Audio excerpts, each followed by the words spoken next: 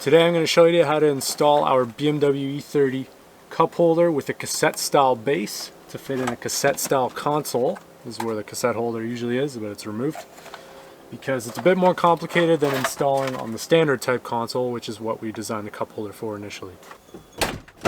To begin the install, we got to remove the center console from the car.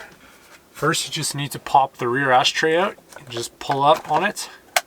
Next, you want to take a 10mm on a ratchet and take out this little plastic nut down there.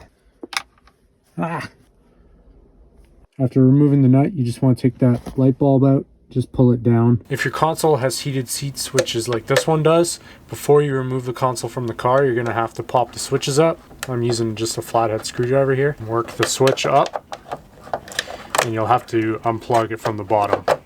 This one doesn't have a harness, but you get the idea. These switches also have to be removed anyway to install the cup holder, so you might as well take them out now. Next, if your e-brake is down, make sure you pull that up and lift the console at the back. There's two tabs up front. You want to pull the console back a bit and then just work your way up the e-brake. Now we're going to actually install the cup holder. I find it's easier to do this if you have the console on a workbench of some sort, but you can also do it in the car. When you receive your cassette style cup holder, the base is not going to be fully engaged and you're going to be able to slide it. So slide it right off the back. We need to sandwich the console around the cup holder and the base. So what we're going to do is just flip this upside down. You'll notice that the base has two cutouts at the back. Those need to be positioned toward the rear ashtray. And there's two little ribs here, this rib and this rib, and those ribs will align with those notches. So just put the base in like that, and then we're going to flip it back over. Now with the console flipped back over, you'll see on here that there's two little rails on the side of the base, and these actually slide into the underside of the cup holder.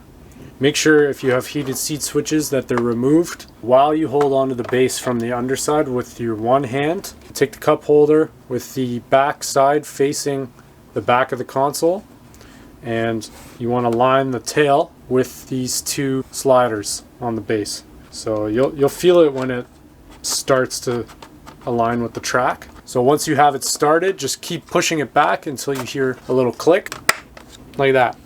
That click means it's fully engaged and it's ready to be used.